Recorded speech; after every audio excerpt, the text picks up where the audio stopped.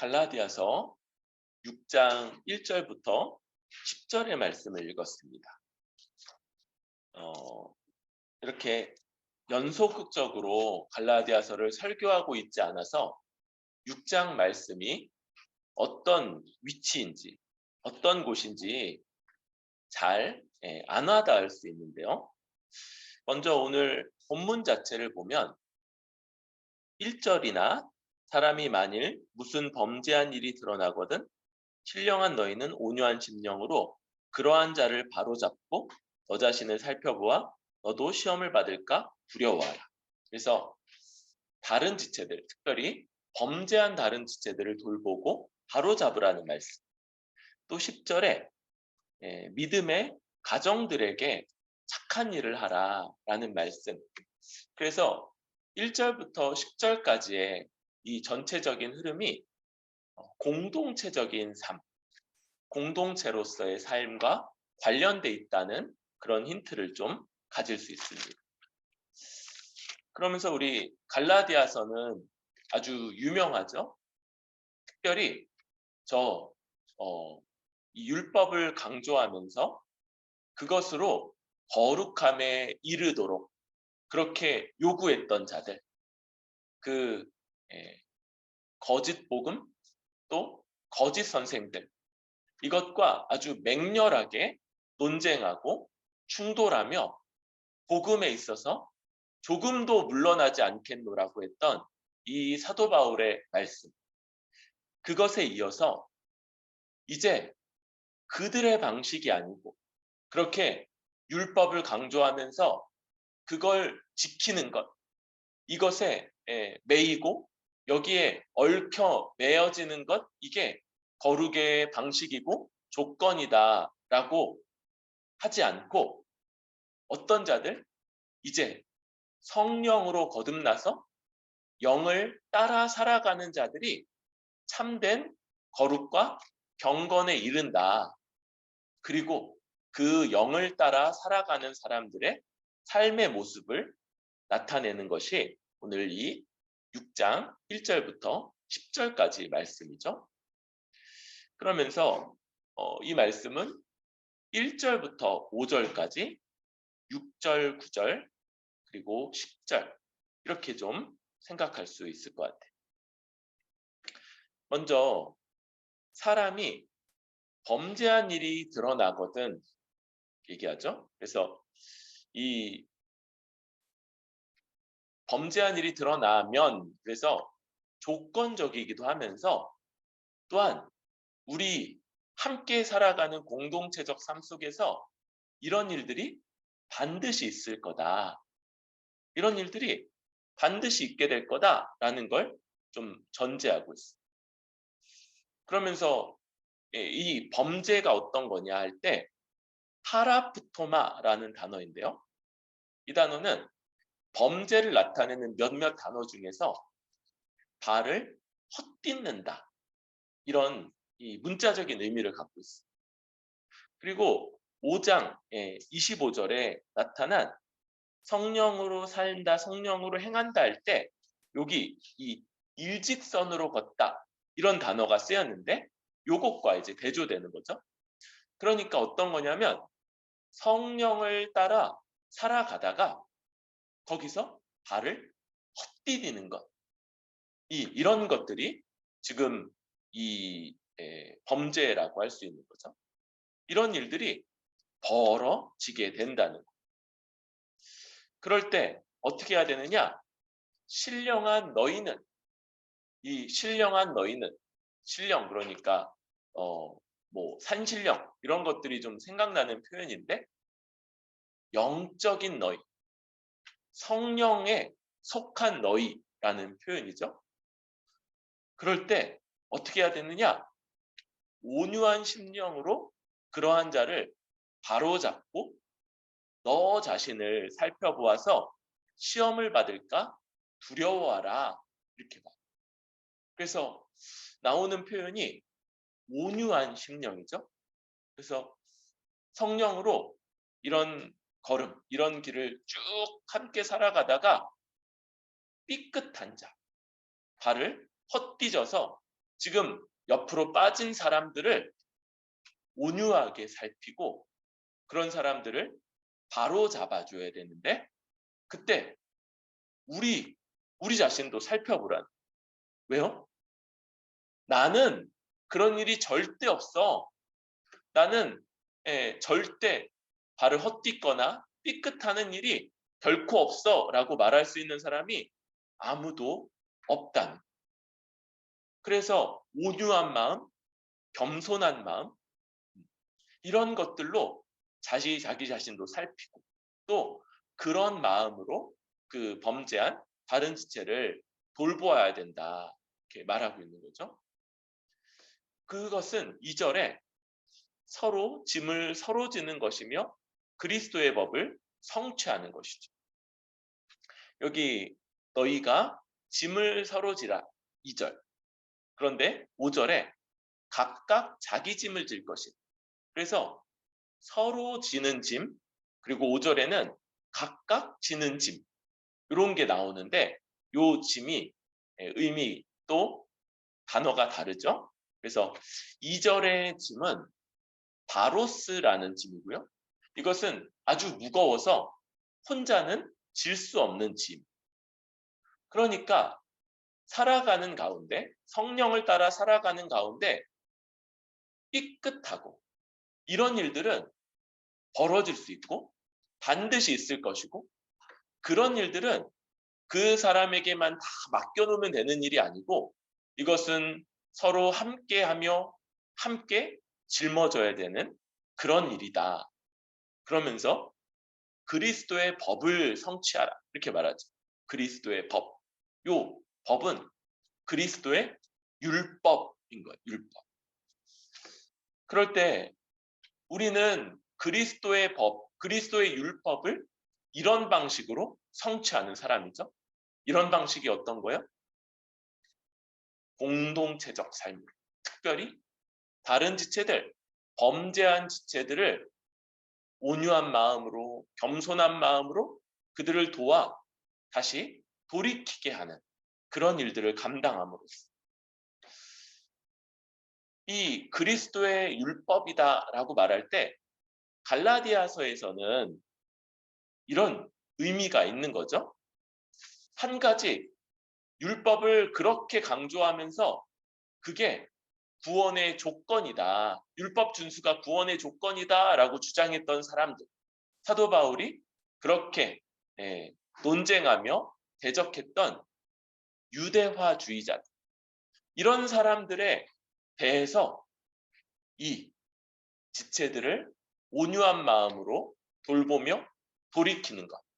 죄에서 돌이키게 하는 것. 이것이 참으로 그리스도가 우리에게 준 그리스도의 율법. 내 이웃을 내 몸같이 사랑하라 라는 말씀의 성취다. 또 뭡니까? 한쪽 극단은 반율법주의. 그래서 은혜로 구원받는 것, 은혜로 구원받았으면 어떤 거룩한 것, 어떤 하나님의 요구도 우리에게는 있지 않다. 우리 그냥 은혜로 구원받았으니까 마음대로 살면 된다라고 여기는 이런 방임하는 사람들. 이것하고도 서로 충돌하는 거죠.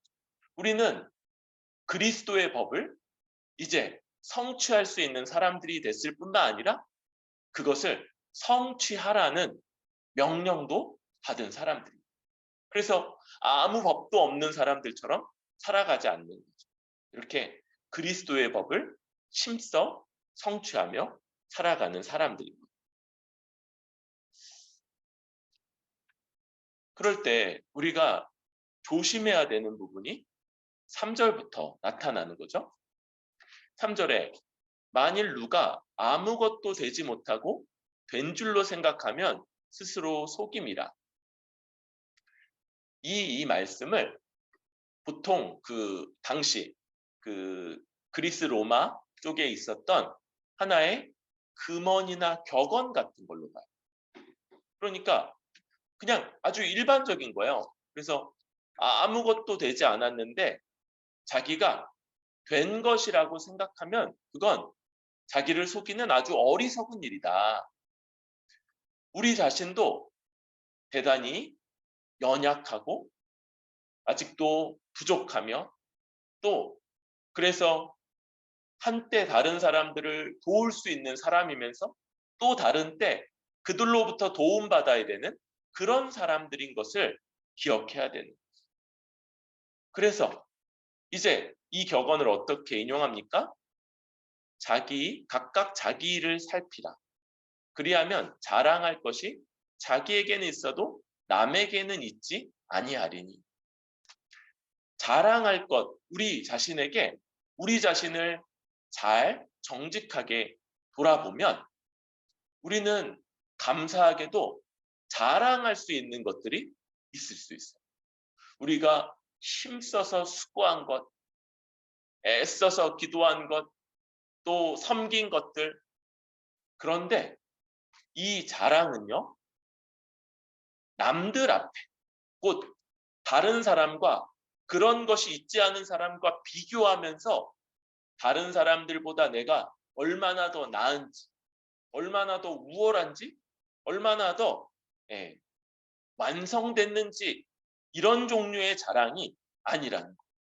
이런 자랑은 유대화주의자들, 율법을 강조했던 사람들이 다른 사람보다 자기가 훨씬 더 낫다고 여겼던 방식의 자랑이었죠. 자랑할 것, 이것은 하나님 앞에서 하나님이 우리에게 하신 일들에 대한 자랑일 거고, 그래서 내가 하나님이 은혜 주셔서 이전보다 얼마나 더 주의 은혜 가운데 있는지, 이것은 감사의 제목이고 하나님을 찬양하는 제목이지, 그것을 다른 사람들 앞에서 내가 얼마나 더 나은지 우월한지 뛰어난지를 높일 수 있는 그런 자랑은 되지 않을. 이렇게 자기 자신을 잘 살펴서 선을 행하면서도 그것으로 교만하여지지 않는 것, 자만하지 않고 특별히 남들보다 내가 더 우월하다 낫다고 여기지 않는 것, 이것이 바로 자기 짐을 지는 것이라고 할 수 있습니다.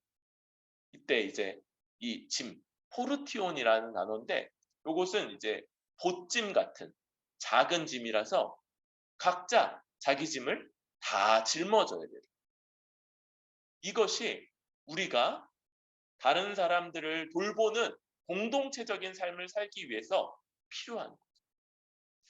여러분, 자기 짐을 짊어지는 사람만이 다른 사람들의 짐을 함께 나눠질 수 있어요. 반대로 다른 사람들의 짐을 나눠지지 않는다. 야, 너는 왜 그런 것도 못하니? 야, 자기 앞가림도 왜 못하니? 야, 주께서 이렇게 잘 살아가라고 하셨고 그랬잖아. 이렇게 온유한 마음으로 대하지 못하고 다른 사람들을 책망하고 과도하게 책망하고 또 비하하고 아우, 쟤는 정말 아닌 것 같아. 이렇게 다른 사람들을 평가하는 이런 모습들은 오히려 그가 하나님 앞에서 마땅히 짊어져야 되는 자기 짐을 안 지고 있는 증거일 수 있어요. 하나님 앞에서 하나님이 자기 같은 사람, 나 같은 사람을 얼마나 은혜 주셔서 지금 이런 모습까지 살게 하시는지 그걸 깨닫는 사람. 내가 여전히 아직도 많이 부족한데 그런데 많은 도움을 받으면서 지금도 주의 백성으로 살아갈 수 있게 하시는 은혜가 얼마나 크고 놀라운지, 또 나도 얼마나 많은 지체들의 도움 가운데 이렇게 서고 있는지를 깨닫는 자가 그런 범죄한 지체를 온유한 마음으로 대할 수 있고 그런 지체들을 돌볼 수 있고 그런 지체로 인해서 교만하여지거나 자만하지 않고 계속해서 그를 섬기며 또 자기 자신도 하나님 앞에서 살필 수가 있는 것이죠. 그러면서 이 말씀은 이제 두 번째 부분의 시작 6절로 넘어가는데요. 6절은 이 전체 본문에서 가장 좀 이질적인 부분이에요. 가르침 받는 자는 말씀을 가르치는 자와 모든 좋은 것을 함께하라. 1차적으로 이 말씀은요. 그렇죠? 말씀을 가르침 받는 자는 가르치는 자를 잘 대우하고 또 이 많은 다른 본문들과 함께 적당한 사례를 주고 그렇게 하라는 거죠. 이것은 아마 이 갈라디아 요 흐름 같은 것이 좀 있었던 것 같아요. 그래서 갈라디아 교회 안에는 말씀을 배우는 사람들, 그래서 이 말씀의 가르침을 받고 세례를 준비하는 과정이든지 혹은 또는 이제 임직을 준비하는 과정, 이런 가운데 있는 그런 사람들과 그런 사람들을 가르치는 자라고 할 수 있는 부류, 이런 부류가 잘 나눠져 있었던 것 같아요. 이미 이제 그런 과정이라든지 가르침 받는 사람, 또 가르치는 역할을 맡는 사람들, 이런 부류가 있었던 거죠. 그런데 이런 사람들, 이 가르치는 자가 말씀을 가르치기 위해서 많은 시간과 열정과 헌신을 하고 그래서 생업을 감당하기가 어려웠던 것 같아요. 바울은 생업을 감당하면서 이런 일들을 감수했죠. 그런데 이걸 일반화하지 않았던 거예요. 자기 자신은 상황 속에서 그렇게 했지만 일반적으로는 가르치는 사람이 가르침 받는 사람들에게 그 사례를 받아야 된다. 이게 이제 일반적인 원칙이었던 거죠. 그런데 갈라디아 교회 안에는 이 원칙이 지켜지지 않았던 거예요. 그러니까 바울이 요 말씀을 받는 자들, 가르치는 자들을 너희가 가진 좋은 것들로 잘 살해하고 대접해라 라는 말씀을 하고 있는 거예요. 그런데 이것은 이제 일반적으로 볼 때 갈라디아 교회 안에 그 상황이 좀 가미되어 있다고 그랬죠. 이것은 어떤 거냐면 이제 7절에 스스로 속이지 않고 업신여기지 않고 육체를 위해 심지 않고 성령을 위해 심기 위해서 뭐가 그렇게 중요한 거예요? 바로 말씀이, 복음의 말씀의 가르침이 그렇게 중요하다는 걸 요 6절에서 이야기하고 있다고 보여집니다. 그러니까 우리가 이 스스로 무엇을 심든지 스스로 거두리라 7절 이런 것들은 아주 일반적인 원칙이에요. 그렇죠? 그래서 땅에 뭘 심으면 나게 돼 있어요. 콩을 심으면 콩이 나고 팥을 심으면 팥이 나고 한 번도 안 해봐서 스스로 증명해 본 적은 없지만 그렇죠? 콩 심어봤죠? 완두콩 이런 거 심어봤죠? 그런 거 잘하는 거 알잖아요. 그러니까 이게 아주 일반적인 원칙이라고. 그런데 이 일반적인 원칙 가운데 성령을 따라 심기 위해서 뭐가 중요하다고요? 말씀. 복음의 말씀이 우리 가운데 있는 것, 이게 아주 중요하다는 거예요. 그래서 이 말씀을 아주 존귀하게 여기고 말씀을 배우는 것들에 더 힘쓰는 방안 중에 하나라고 할 수 있습니다. 그러면서 말씀을 통해서 뭐 해야 되는 거냐? 이제 심는 대로 거두니까 말씀을 따라 살아가기를 힘쓰라. 그게 심는 것이죠. 8절에 자기 육체를 위해 심는 자는 육체로 썩어질 것을 거둔다 할 때 이 육체는 우리의 몸을 얘기하는 게 아니에요. 여러분, 몸은 중요합니다. 그죠? 몸을 잘 관리하는 것, 이런 것들은요, 아주 중요해요. 그래서 우리에게 허락된 날들 속에서 잘 관리한 몸으로 이것을 사용해서 지체들을 섬기고 하나님 앞에 예배하며 영화롭게 하고 수고하며 살아가는 것, 이런 것들은 중요합니다. 여기 자기 육체를 위해서 심는다 할 때 이 육체는 우리의 육신은 별게 아니고 영혼만 중요하다. 이런 영육 이원론 이런 이야기를 하는 게 아니라 성경에서 육체와 영의 대조, 이것은요 이전에 아담과 같은 삶의 방식대로 세상을 쫓아 살아가는 거냐, 아니면 가르침 받은 말씀을 따라 그 말씀으로 우리 가운데 역사하시는 성령을 힘입어 살아가는 거냐 하는 이 대조입니다. 다시 한번 뭐라고요? 육체는, 성경이 육체와 영을 대조할 때 우리 몸에 보이는 육을 얘기하는 게 아니고 아담적 삶의 방식, 범죄한 아담처럼 이 세상 사람들이 그렇게 살아가는 방식을 따라 살아갈 거냐, 아니면 말씀으로 가르침 받은 바를 우리 가운데 조명해 주시고 그것으로 우리를 인도하시는 성령을 따라 살아가느냐의 대조라는. 그리고 일반 원칙은 뭐라고요? 반드시 뿌린 대로 거둔다. 반드시 뿌린 대로 거둔다. 여러분, 이 땅을 살아가는 가운데 이 땅을 열심히 살아가는 사람들 거둘 거라. 실제로 거두죠. 성공도 거두고 재산도 거두고 사람들의 인정, 이런 것들도 이 땅을 살아가는 사람들이 많이들 거두는 걸 보게 돼요.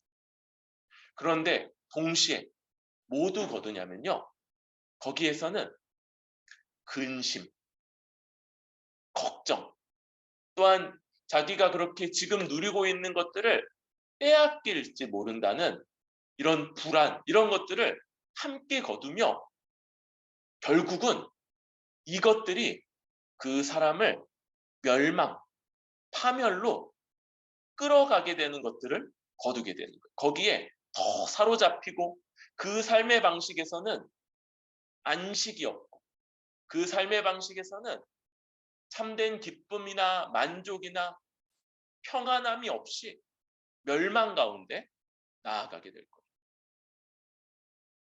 그런데 성령을 위해 심는 자, 성령을 따라 살아가는 자, 영생을 거둔다. 여러분, 영생 그냥 죽지 않고 영원히 사는 것이 아니라고 그랬죠? 하나님이 우리에게 허락하시는 복된 삶, 하나님 나라의 모든 복락을 누리는 삶이 허락될 거다. 반드시 허락될 거다. 이렇게 말하고 있는. 그래서 우리는 말씀을 따라 그 말씀을 우리에게 깨닫게 하여 주시고 밝혀주시며 살아갈 수 있게 해주시는 성령을 따라 살아가야 되는 거죠. 언제까지? 9절. 낙심하지 않고 포기하지 않고 때가 이르러 거둘 때까지 가야 돼요. 여러분, 이런 때는요, 우리에게 있어서 이중적인 의미가 있을 수 있죠. 하나는 뭡니까? 주님 재림하실 때. 그쵸? 주님 재림하실 때까지 얼마 남았냐면요, 한 때, 두 때, 반 때, 얼마 안 남았어. 되게 짧게밖에 안 남았어. 그러니까 조금만 애쓰면, 조금만 견디면 그렇게 온전히 성령을 거두게 돼요. 그런데 이것만 있지 않아요. 그렇죠? 우리가 만약 주님 오시기 전에 우리 생을 마감하게 된다면 우리는 주님의 큰 은혜 가운데 우리가 수고하며 섬기고 애쓴 바를 따라 우리 삶에서, 또 다른 지체들의 삶에서, 교회에서, 또 세상에서 분명히 어떤 변화들이 나타나는 걸 보게 될 거라. 뭐 하지 않으면?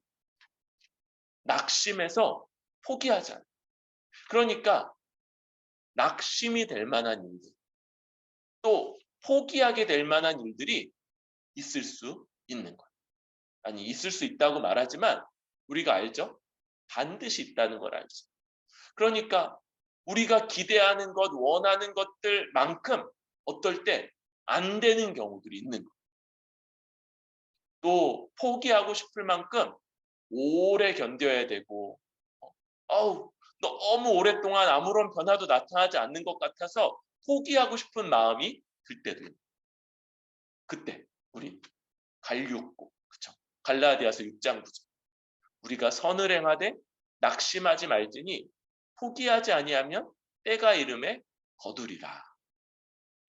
이 포기하지 않고 낙심하지 않고 끝까지 견디며 끝까지 기대하면 반드시 우리 삶 속에서 또 주님 재림 때 엄청난 이 복된 결과들, 영생이라고 하는 이 복락을 우리가 다 누릴 거다, 이렇게 말씀하고 있는 거죠. 그럴 때 이 선, 이렇게 우리가 말씀으로 가르침 받으며 그 말씀을 우리에게 적용해 주고 조명해 주시는 성령의 역사를 의지해서 계속 뿌려야 하는 선, 그게 뭐라고요?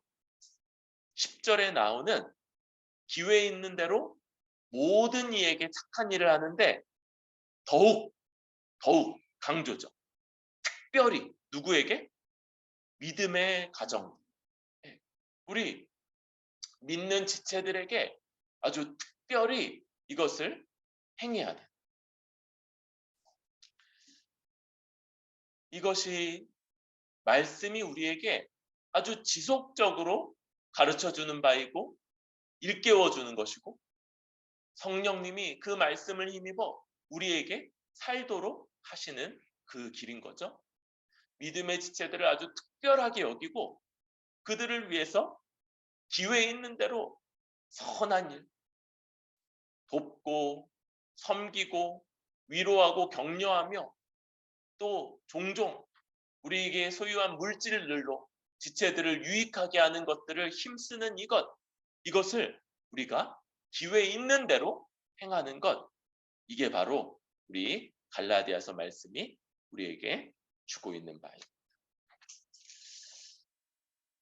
오늘 이 말씀을 이렇게 일반적으로도 좀 생각을 해보면서 특별히 새로운 정예원을 세우기에 앞서서 좀 이런 우리의 상황에 몇 가지를 좀 적용해 보려고 합니다. 여러분, 정예원이 세워지는 것, 정예원이 더 늘어나는 것, 이게 얼마나 기쁘고 감사한 일인지 모르겠어요. 먼저 감사하다. 여러분, 이것은요, 감사할 만한 일이죠. 왜 그렇습니까? 삼위 하나님의 역사가 우리 가운데 있다는. 여러분, 우리는 기준을 지키는 것, 교회로서 우리에게 명한 하나님이, 그리고 우리 주 예수 그리스도가 우리에게 분명하게 말씀하신 이 기준을 지켜가는 걸 대단히 중요하게 여기고요. 이 기준을 타협하지 않기 위해서 애써오고 있습니다. 그런데 이런 아주 높은 기준을 사모하며 함께하고자 하는 그런 지체들이 있는 것, 이것은 이 세대의 흐름이 아닌 걸 우리가 너무 잘 알고 있죠. 이 세대 마냥 그냥 얼마든지 이런 것들을 누릴 수 있다면, 누리고자 했다면 어디든지 가서 더 쉽게, 편안하게, 안락하게 교회의 회원으로서의 권리들을 행사할 수 있었어요. 그런데 그러지 아니하고 마땅한 바들을 가르침받고 또 마땅한 바를 타협하지 않고 또 그것들을 지키지 못할 때는 내가 이 마땅한 징계까지도 받아들이겠노라라는 마음을 가지고 이 정예원의 소망을 갖는 것, 이런 것들이 삼위 하나님의 구원 역사라고 할 수 있는, 또 우리에게 아주 기쁜 일이죠. 왜 그렇습니까?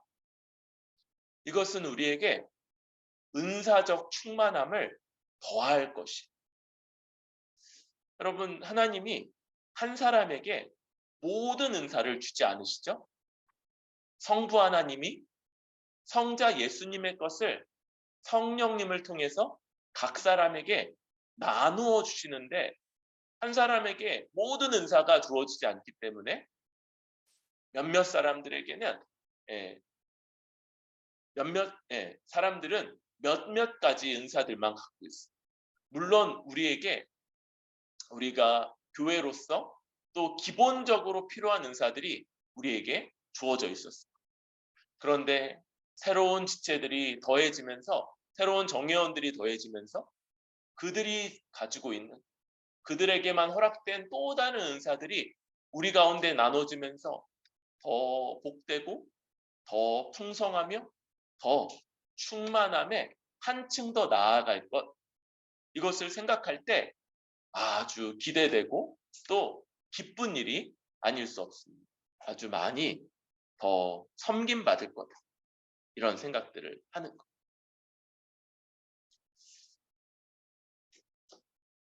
그래서 우리는 이 지체들과 함께 공동체적으로 살아갈 것을 생각하면서 우리는 하나님 앞에 감사하고 또 기뻐하고 기대하고 소망하면서 이것을 위해서 계속 기도하고 또 여기에 우리 마음을 두고 그렇게 나아가야 되겠죠. 그런데 여기에는 또한 우리가 함께 생각해야 되는 그런 일들이 있습니다. 여러분, 우리 말씀이 공동체적으로 살아갈 때 반드시 범죄하는 일들이 벌어질 거다. 이 범죄 여기서 어떤 거라고 그랬냐면요, 성령을 따라 살아가는 가운데 삐끗 발을 헛 내딛는 이런 모습이라고 했죠. 이런 일들이 우리 가운데 벌어지고 있죠. 여러분, 우리는 교회로서 지금까지 또 시작하고 지금까지 또 특별히 정예원이 되고 지금까지 계속해서 어떤 방향을 추구하며 그렇게 걸어왔습니다. 하나님이 새로운 정예원을 더하신다는 것, 어떤 의미가 있는 거냐면 우리에게 또 다른 복음에 있어서 일치되죠. 교회에 대한 이해에 있어서 일치되죠.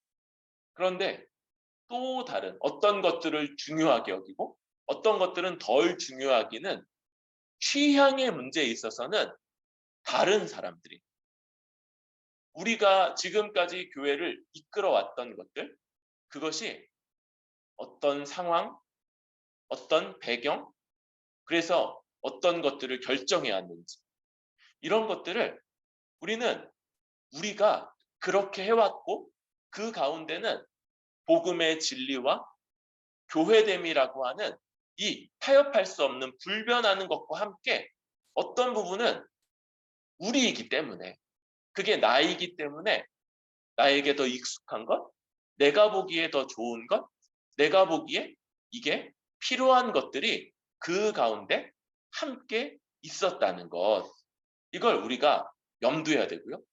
전자의 부분에서는 조금 더 타협할 수 없지만 후자의 부분에서 우리와 가치관, 취향, 판단, 배경이 다른 정예원들이 함께하게 될 때 이 부분은 얼마든지 타협할 수 있고 바꿀 수 있고 그래서 달라질 수 있는 부분들이 있다.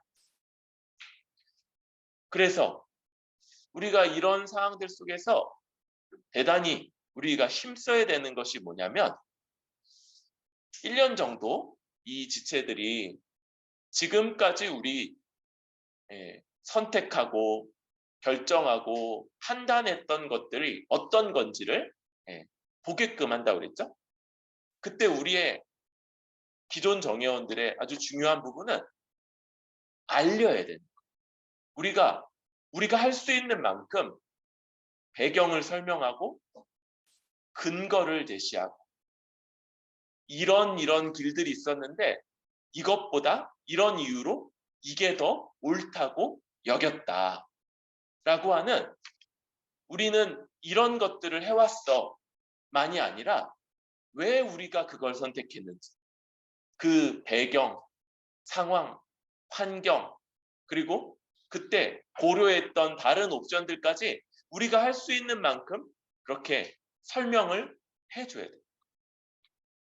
이게 우리에게 있어서 아주 중요한 책임이라고 할 수 있겠습니다.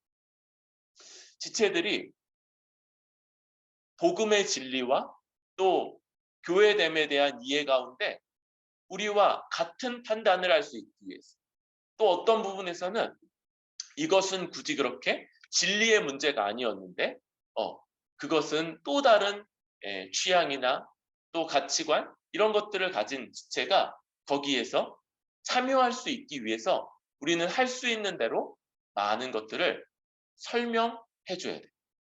알려줘야 돼요. 우리는 믿어요. 지금까지 우리가 선택하며 걸어왔던 길이 하나님의 인도하심이었고, 우리가 할 수 있는 만큼, 우리 지혜가 닿는 만큼 성령의 인도하심 가운데 우리가 받은 말씀으로 선한 것들을 추구하며 선택해 왔다는 걸 믿고 있어요. 이 부분을 우리 할 수 있는 만큼 잘 알리고 전하고 나누고 공유하고 그런 거죠. 물론 이제 새로운 회원들은 이것들을 더 알아가는 것들을 힘써야 될 거예요. 이해하고 또 어떤 것들을 다른 것이 아니라 이것을 선택했던 그 선택, 이런 것들을 알아가는데 힘써야 되겠죠. 그러면서 지금까지 인도해 오셨던 하나님의 인도하심과 우리 안에 있었던 진리의 말씀을 따라 성령의 도우심을 부정하지 않고 여기까지 온 것들, 그래서 지금까지의 혜택을 누리고 또 그 돌봄 가운데 있었음을 인정하고, 그래서 왜 그렇게 했어? 나라면 그렇게 안 했을 때. 이런 식의 성급한 판단을 내리기보다 훨씬 더 이해하고 또 그것들을 딛고, 그런데도 또 다른 지체를 주셨다는 것, 이것은 하나님이 우리에게 더 풍성한 지혜를 주시는 거고, 그래서 변치 않는 진리의 부분을 더 견고하게 확인하는 것과 함께 진리가 아는 부분에서는 더 다양하고 더 열려진 그런 자세를 취할 수 있도록 하시는 것임을 인정하면서 더 나은 선택들을 할 수 있도록 참여하고 돕는 것, 발전적으로 나아갈 수 있게 돕는 것, 이게 새로운 지체들의 그런 책임일 거다 생각이 듭니다. 이런 것들을 감당하기 위해서 우리 말씀이 우리에게 뭘 강조했는지를 다시 한번 생각해 봐요. 여러분, 지체들, 범죄한 지체들이 나타나고 그런 지체들을 돌봐야 될 때 우리에게 있어야 되는 건 어떤 겁니까? 온유한 심령이고, 그리고 나 자신을 주 앞에서 살핌으로써 가져야 되는 자만, 교만, 이기적인 마음, 남들보다 더 높이 나를 드러내고자 하는 이런 어리석은 것들로부터 벗어나는 것, 이게 자기 짐을 지는 것이었죠. 우리 각자가 이 책임을 잘해야겠습니다.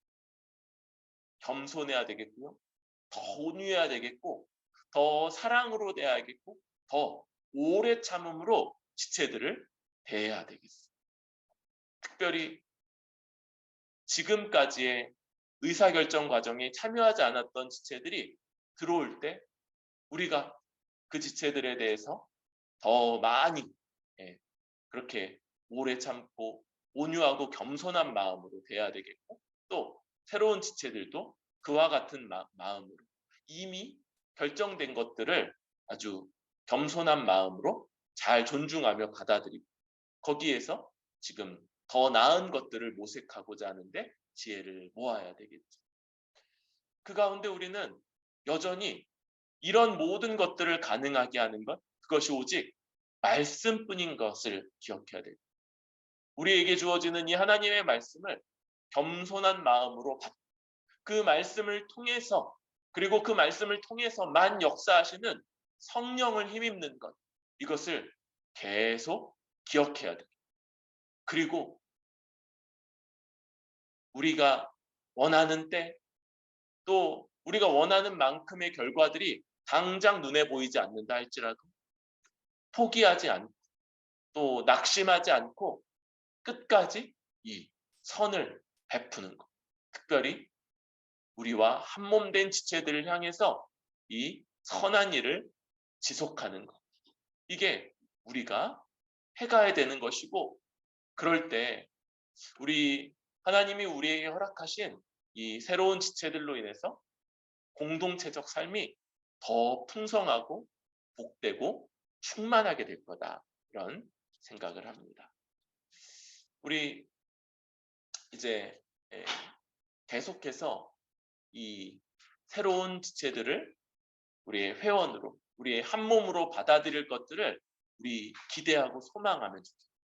그래서 우리 기도 때마다 이것이 우리의 아주 중대한 기도 제목으로 그런 지체들을 허락하심에 감사할 뿐만 아니라 지체들을 우리에게 주신 하나님의 목적, 은사적으로 우리가 더 충만하여지고 복되어질 뿐만 아니라 더 지혜로워지고, 그래서 더 주의 뜻을 온전하게 분별할 수 있게 되기를 늘 구하면서, 그렇게 주 앞에서 나아가는 뿌리 깊은 교회 모든 지체들 될 수 있기를 바랍니다.